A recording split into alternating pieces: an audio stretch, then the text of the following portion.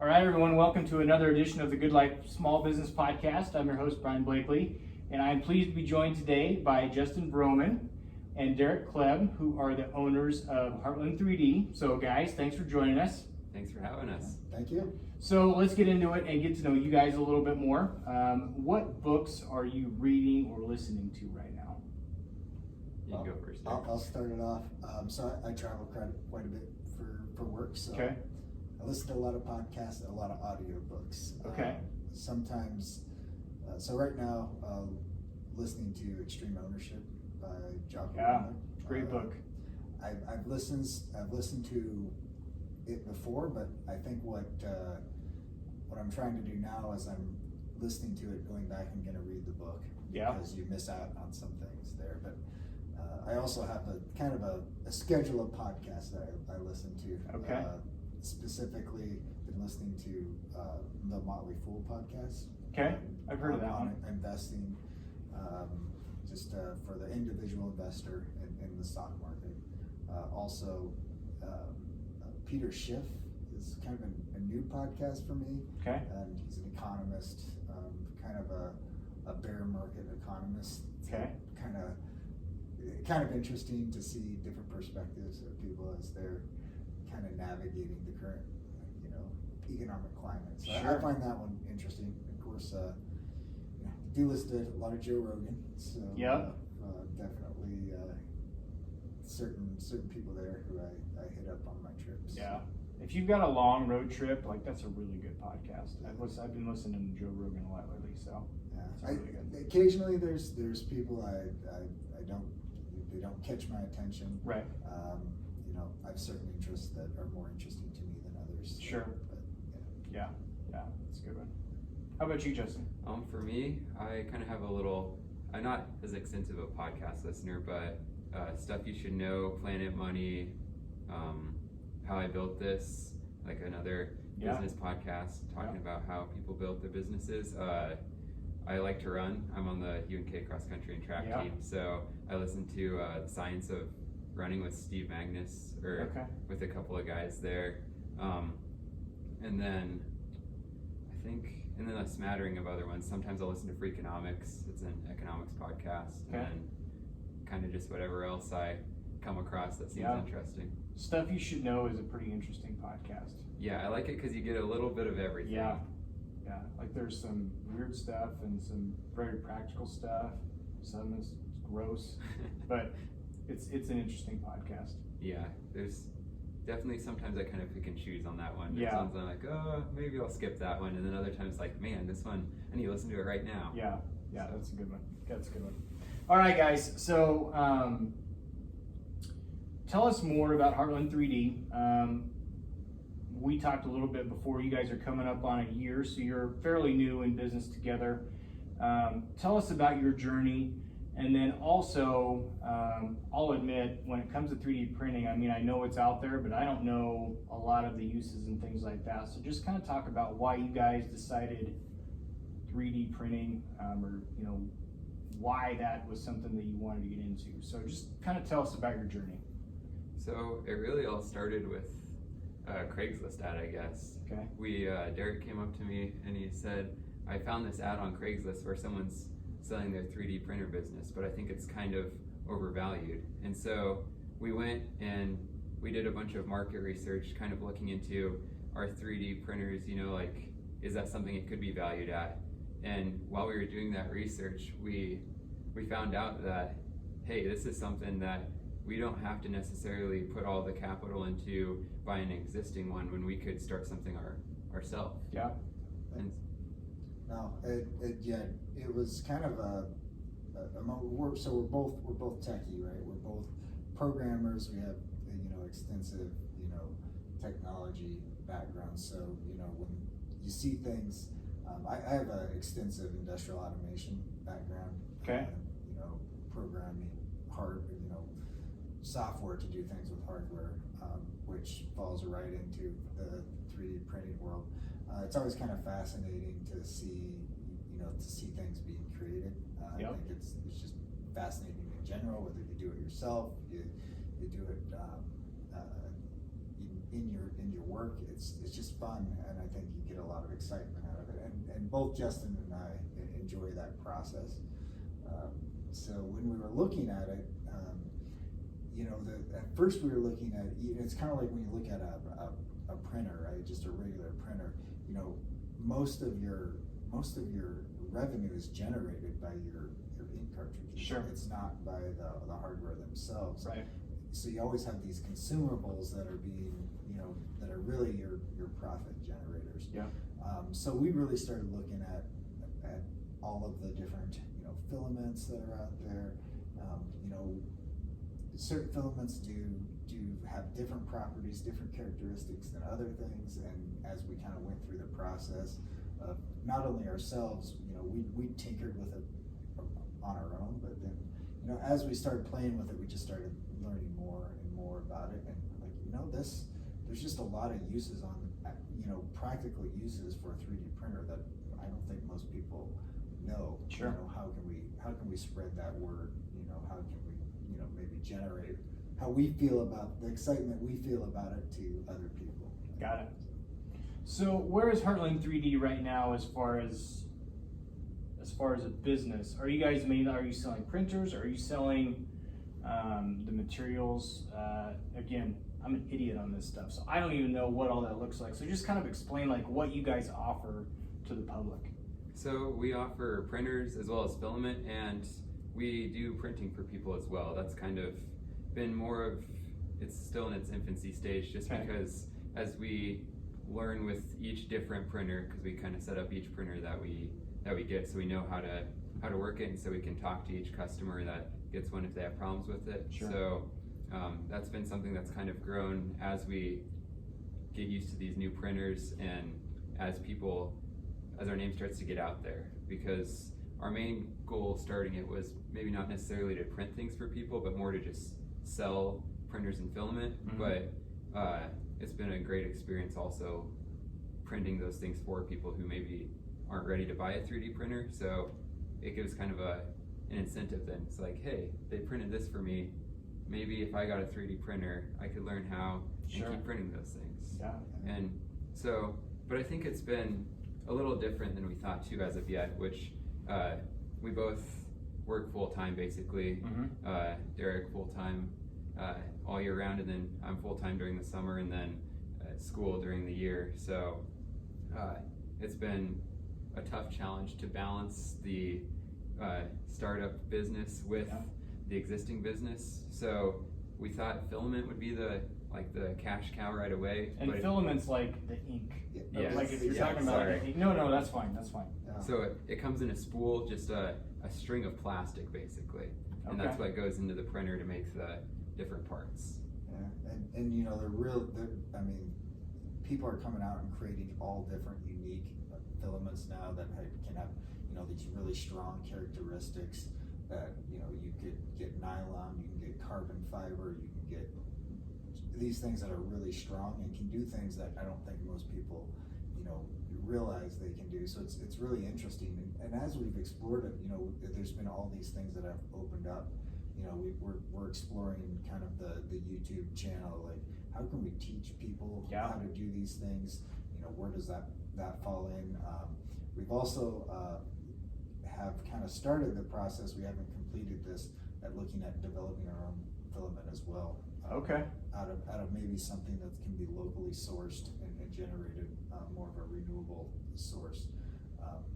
We purchased some equipment. We haven't calibrated it or worked with it yet, but we're in the stages of doing some research on The next step. Yeah. So it's interesting.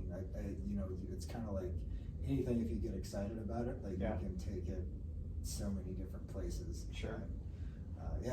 It's just really interesting to learn. Not only how you get the level of accuracy you want. There's a lot of things that go into the process of printing.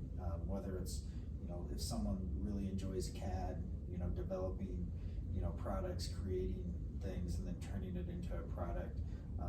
Knowing that software.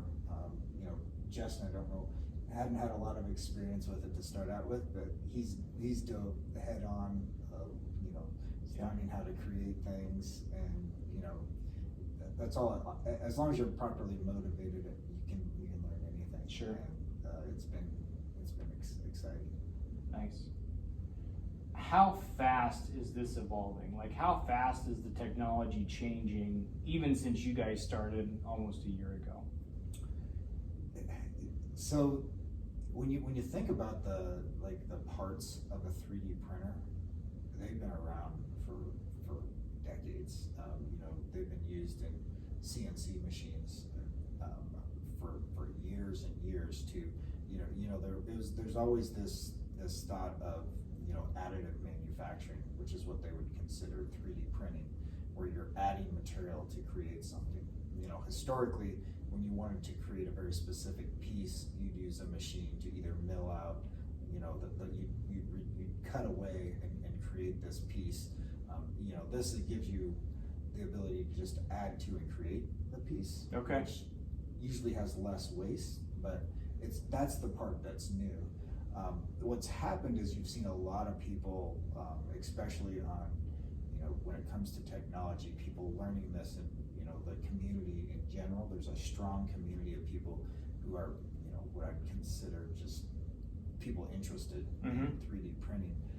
They're making a lot of the advances. Like, they're figuring out, hey, choose this nozzle size versus another nozzle size to get to really dial in your printer.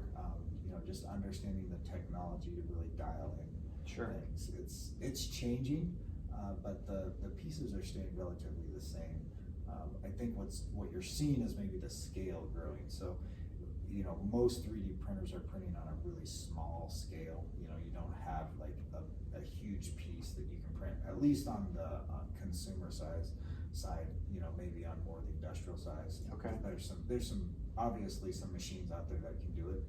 3D printing with metal versus plastic. It's growing, but making it so that way it's available to the consumer, it's getting really competitive. So. And I'd say with that too, just the ease of use. And even through our various models, we have some, not necessarily older models, but some of them you get the printer and you're putting it mostly together yourself. Other ones, you basically take out the vertical piece of it, you put in 4 bolts and it's ready to go.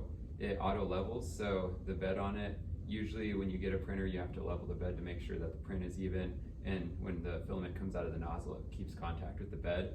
So now they're coming out with printers that you pretty much put a couple bolts in, press auto level, and it's ready for you to start printing. Wow.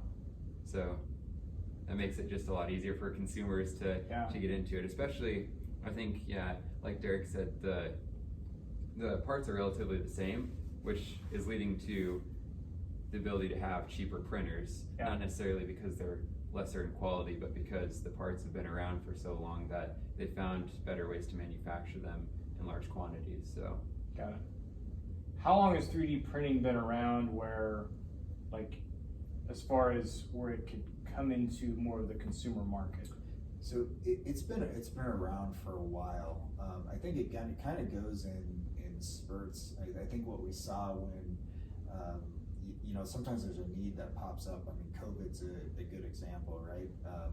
There was this need for masks early on during the pandemic, and people with their 3D printers were just they were printing these masks out at home to really try to fulfill that need. And then people were stuck at home during the pandemic. Sure. We want to hone up on a new skill, a new technology. So people were learning different softwares. They were learning, maybe they were taking more time to educate themselves on something they didn't know previously. And 3D printers that was kind of a little boom during that time, because people were interested. They had the time to learn, and like anything, it's just getting started, right? Like the moment that they turn on the printer, that's the hardest part. Sure. Turning the power button on is usually the hardest part, and then the rest of it just goes downhill from there, because you start to see the capabilities. You find out, it's not as hard to operate as I thought it was going to be. And I think that holds people back, is that fear. we're not smart enough to fear, you know, what we don't Right. know. We just like diving in and figuring it out. Yeah, well, it's just, you know, like, okay, so this is gonna sound like a dumb question, but, so the filament you buy, is it already colored? Or Yes. it is? Yep. So you buy multiple different filaments depending on the color, and then like, do they all go into the machine at once, or does it depend? So there's different, So- yeah, go ahead, Justin. Yeah, so usually it's just one at a time. You can buy different printers that have dual extrusion nozzles. Okay. And so that can come in a variety of forms where either there's two separate nozzles, and within the programming that's already set up for it, you just have to check a few different buttons essentially. Sure. You can tell it which color you want to print when, and there's also some that it's one nozzle and it'll just switch off between the two, but most printers are just one color. So if you want to print something multicolored with that, you just have to pause the print and switch out the filament and let it resume again. Got it. And that's one thing that's kind of advancing, is you're starting to see these companies that are, you know, they want to try to differentiate themselves from Sure. a different model, so that, you know, being able to extrude, you know, dual extruder. Now there's some printers that will do, you know, up to 4 from even on the consumer level. Okay. Just on the, you know, the commercial grade printers. So yeah, Got it. really growing. Got it. Okay. Well, I could talk about printers all day, I think, because it interests me. But I want to talk to you guys about the business side of it, because a little bit unique. Where Justin, you're still, like I said, you're going to school, Yep. running track, cross country. Track and cross country. Yeah, track and cross country, as well as other stuff. Derrick, you got a full-time job. So, I guess of this part of it, what has been your guys' favorite part of being small business owners with Heartland 3D? I think for me it'd probably be the challenge. Yeah. Just knowing that there's a lot out there, that there's still to learn, but also just seeing how far we've come from the start, and just like the little things you have to do every day to make sure that you keep on top of it, like maintaining inventory and communicating with our manufacturer that manufactures the printers and the Okay. filament, and just building up those business relationships so that everything can continue to run smoothly. Sure. Derrick, how about you? I'm very similar to Justin. I think the most exciting thing for me is just knowing that, hey, there's always going to be something new to learn about it. I think that's exciting. I like being a little uncomfortable at times. Yeah. Because then you got to figure out how to get yourself comfortable Yep. with things. So that's somewhat exciting.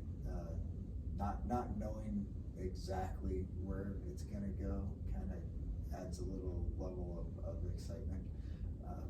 I also just enjoy the process of learn. You know, there were a lot of things that we had to integrate and learn. You know, for example, Shopify is what we use as our e-commerce platform. Okay. Just learning all the features in the software, and just all the quirks and the basically the abilities that as you learn, you're like, oh, you can do this, and oh, we can automate this. All those little things have really added a lot of excitement as we've learned.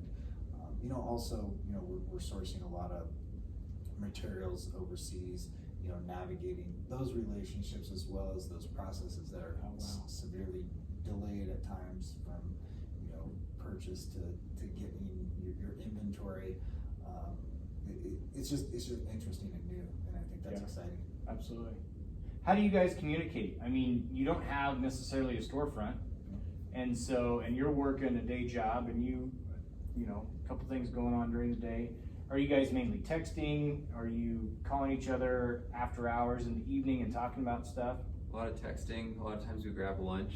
Yeah. You know, hash it out over lunch, or like in the evenings too. Sometimes pretty.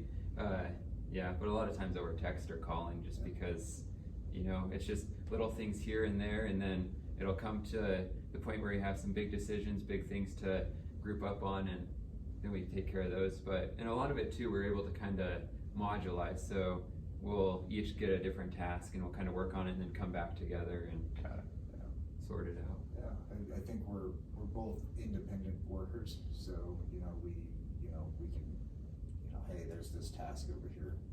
Okay, I'll go do it. Same way with Justin. Be like, hey, and the nice thing that was really helpful is Justin had kind of gone through some of the process of creating an LLC.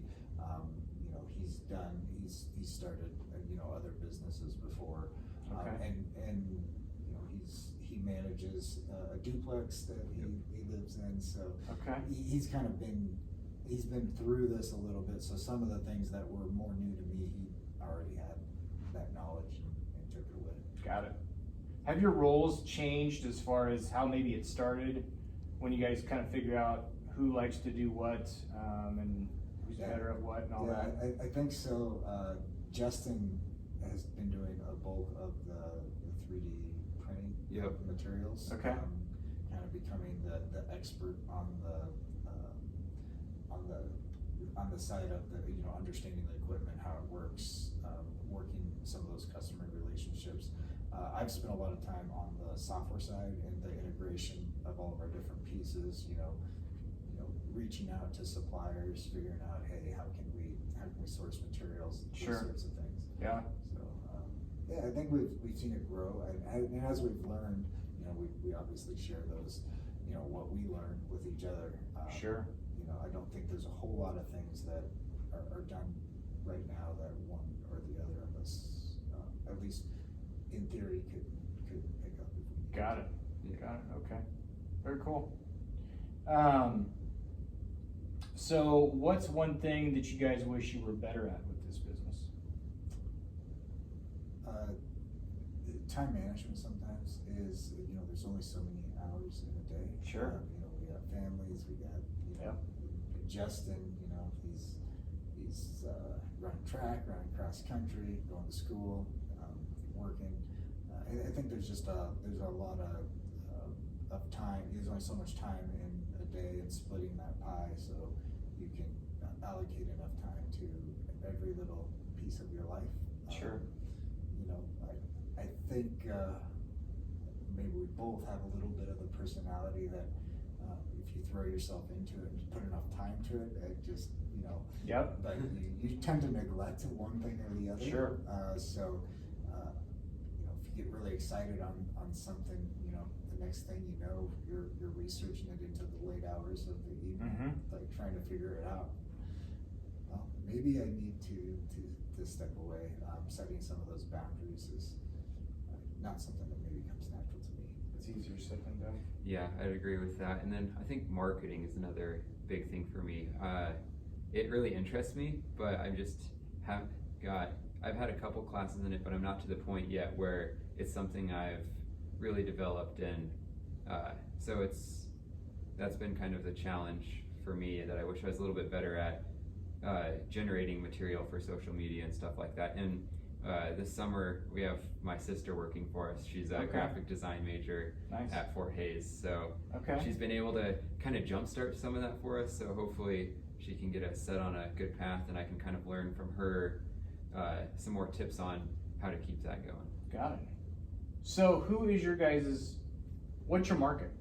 Who's your niche? So it's funny when you start looking at, when we threw up our Shopify store, just to see it was from all over, as far as demographics. I think last I looked, we'd sold in 20 some different states. Oh wow! At this point, but generally your demographic is the hobbyist DIYer. I think we're seeing a lot of that. The tinker at home who wants to learn. You are finding even some of the machines that we're selling, which might not be more on the commercial end. You're seeing people using them to do like prototypes at different jobs. And I think we've seen a few companies reach out on some of those opportunities. Schools, we've gotten several people reaching out to try to build up their 3D printing labs for schools. So we're seeing it's kind of a wide variety. I definitely say it's more the consumer market right now for us. but as you build those maybe commercial type, the school markets, the libraries seem to be getting into having a 3D printer. Really? It's really interesting, and in the Midwest we've actually seen not so much maybe in like Nebraska here, but North Dakota seems to have a really strong market. Fargo, for some reason, there's Okay. a lot of different businesses related to 3D printing there, and so it's kind of interesting. I don't know. What are your thoughts, Justin, that you've seen that maybe I'm not touching on? I mean, I think you kind of hit on it. A lot of the people are people that maybe have gotten a little extra income or something like that, and they want to expand their skill set, expand their shop, be able to print more things or like create different things. And so the next step that they've determined is a 3D printer, which is a pretty good next step, because with a 3D printer and filament, you can pretty much print whatever you can think of and make on CAD, or like Derek was talking about earlier, how there's a really big community. There's websites that have tons of plans on them that you can just go out, find the plan, plug it into your printer, and you're good to go. Wow. So it's kind of a unique, not unique, but a smaller group that is almost like hyper focused on this product and growing it, and there's Thingiverse is one interesting website. People will build like just these little products they use in their everyday lives, and people find them to be interesting. They'll download it, print it on their printer. Maybe they'll make some modifications to it, re-upload it. It's a pretty strong community. And people are definitely willing to share their learnings, and people are even doing enhancements to there's a lot of customization to the they buy a 3D printer and now they want to add upgrades. There's tons of possibilities there. Okay. And there's a real market for people looking to upgrade their 3D printers, which we've been looking into a couple of different suppliers who do a lot of the modifications, as well as we do them ourselves for people. Okay. So that's definitely another market we're looking at. Very cool. As far as the pandemic, you guys really started. We kind of had an idea of what it looked like. I don't think we'd had the mask mandate yet as far as Kearney goes. The pandemic may not have really affected you guys that much at all, but still, you started a business in the middle of a pandemic. Was there any, and I guess just kind of walk through that, did that play into your thought process as far as starting this at all? Did it maybe, did you start looking, when you saw that business that was for sale, was it because of something that was pandemic related? Just talk about it, and it may be brief because it may not really affect you guys that much, but has there been any? I could say it might be a little bit positive in some respects. I think we've seen probably a little bit of maybe stimulus money generate some sales. It was almost easier in some respects, because people had that time on their hands, had that time at home, and maybe had a little bit extra money that they could put towards something that maybe they've been thinking about getting for a while. And so it's almost been a little tougher now that we're coming out of the pandemic. People are opening up, going out and doing more things. They're not as focused inside on 3D printers, which is a good thing. But also it's been an interesting thing to see sales kind of dip down a little bit as people start to go out and about again. Interesting. Did you ever have an idea that you would want to do a storefront, or did you know from the beginning that you wanted to at least start with online sales? I think from the beginning we kind of thought online, because with our where we're both at in life, it was really appealing to have something that we could grow as we continue to work. And so what's the kind of the side business to begin with can then pretty easily become the main business down the road when you start with online, because once you get brick and mortar, you're talking a lot more financing, because you have a lot of costs of owning the building or renting a building, Yep. and then having someone there to sell the printers, or even if it's just a storage location that you're renting, it's a lot tougher. Yeah, absolutely. Yeah, and we also, you know, we were learning a lot of things in this process too, and it really allowed us to gain some momentum. Like sometimes you got to get some traction, and Sure. you know, you're kind of sometimes throwing darts at a dartboard. Like, you know, where is the niche at here, and it just kind of starts to evolve, and you start to see these different avenues. We've really been getting excited recently on, you know, kind of the teaching aspect of using the printers. I think we see definitely some opportunities there. So, you know, sometimes just because of it being a little organic, it kind of automatically kind of chooses your path for you, I think. Sure. Yeah. And I think having that, starting with that storefront really helped us to kind of figure out our way. Yeah. Well, and by helping people out with kind of teaching them how to use their printer, whatever it may be, you kind of take away that barrier of the unknown, the uncertainty of not, you know, not knowing what they're doing. You can help them out and get started and get them comfortable where they're starting right away. Yeah. So is this what you thought it would be? It turned out to be more than I thought it would. You know, I think when you start looking at it depends on your perspective, right? I think you didn't realize how much opportunity there was. Like when we start, like it was amazing. Like when we kind of started that storefront, how quickly things just started to pick up there, and you know, after a while, you know, we had some challenges, obviously. Like at one point, it was things were selling so fast. Like we knew like we were selling out of inventory before we could you could get it back in. So trying to navigate those waters was not what we expected, or else we would have planned a little better. Growing pains a little sooner than what you thought. Yeah.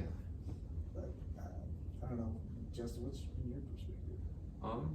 Like Derek said, I've had a little bit of previous experience starting businesses, so I kind of had an idea of how much work it was going to take, and so in that respect, it was pretty much what I thought it would be. But then also, like Derek touched on, how quickly having that online store made things take off with just a little bit of money into like ad marketing, and how we were able to kind of just see some instant success, even though like we started it not that long before that. Sure. Yeah, and that was a whole other thing, like for us to learn, like, hey, you know, we knew about the ad marketing campaigns and how you can use them, but we didn't know, you know, trying to then build the data up to know, like, hey, how do you efficiently spend your ad revenue dollars to get payback on that, and that's kind of interesting. And I think we still got some learning curve issues there we need to work through, but I don't think that ever stops. yeah, I think it's just interesting. Yeah, when it comes to that side of it, the marketing, especially on social media, I mean, it just changes so fast. There's so much to know, and it changes so fast. So, yeah, I fight that battle too. So if you could go back 11 months and give yourself any advice, would you talk to each other about doing something different, or would you just let things go as they happen?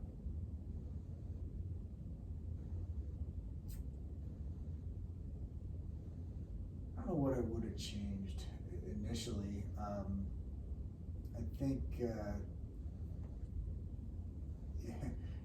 I think from the moment it was an idea, we moved pretty fast there on this initially to get things up and going. I think we had some initial conversations. We kind of started doing our research, and we kind of went down that rabbit hole. Yeah. And the next thing we knew, we were opening the storefront. We kind of got our first shipment in. I think the hardest part was waiting for that first shipment of stuff to arrive. That Sure. we could start tinkering ourselves and learning the new products. Yeah. As far as maybe what we, one thing Justin touched on is, we didn't have a ton of marketing experience. We were busy spending a lot of time researching the products and what was out there, the features, and just exploring, other people who explored the same business path, how they kind of got started, what their presence looks like now. Sure. And not really, didn't really think of the marketing side of things. So, you could have maybe redirected some of that time spent researching to more on the marketing side. But in the end, that'll catch up with us. Yeah, I'd agree. Definitely having more of a social media backlog built up so that when we did start, we could instantly start putting stuff out there and just start connecting with people in that way, because I think ultimately that's going to create a lot of sales and a lot of repeat customers, people that can connect with you through that and then see what you're doing, how you're evolving as a company. Whereas with just only the online storefront, people don't necessarily get to know who we are as much, or as much about the business and as much about 3D printing. Sure. When you just have the printers and the filament. So I think one piece of advice I'd give myself was kind of expand more that way. Yeah. Well, and it seems like you guys have been not surprised, but it's been interesting to kind of figure out who would be buying the printers from you. But it seems like if you can do a good job with the sales and the service aspect, as people tinker and get better with their printer, and then they want to upgrade or they want to do something different, they know where to go. Exactly, and I think that's a big portion of what we try to stay strong with, is when people reach out with a problem or with a question, being able to get back to them quickly, because even bigger than selling printers and selling filament, it's customer service, because if the customer's not happy, like you said, they're not going to come back and buy something else. So Exactly. All right, last question. Someone comes to either one of you and they said, I want to start a small business. What advice through your guys' experience would you give them? Don't overthink it. Yeah? Don't overthink it. I mean, and this is coming from someone who wants to overthink everything, but don't overthink it. If you're interested in something, you're only going to live once. You can really get that paralysis by analysis if you think too long. The worst thing that will ever happen is you'll fail, and then you'll succeed on something else. So, Right. That's my advice, Justin. I mean, we're pretty similar, as you maybe can tell, because usually he takes my answer and then I spend a little bit of time trying to think of a different one to get some variety. But I'd say kind of along that same lines, don't overthink it, do your research, but in a lot of ways it's beneficial to move pretty quickly. Because if you have an idea that you're passionate about and that you think could really grow into something, you don't want to wait to act on it, because you never know when someone else is going to have that same idea and could take it out from under you. Absolutely. Yeah, it's a fine line of doing your research, making sure you have things in line, but at the same time not just sitting there and dwelling on it, but actually taking action and going forward. So guys, thanks so much. It's been a pleasure to get to know you guys better, get to know about your business better. Where can we find out more about Heartland 3D? So our website's heartland3d.com. We just started a Facebook and Instagram page, both also at Heartland 3D. So hopefully YouTube channel coming soon. Keep you updated on that on our social media. Awesome. Sounds good. Thanks guys, appreciate it. Thanks, Brian. Thank you.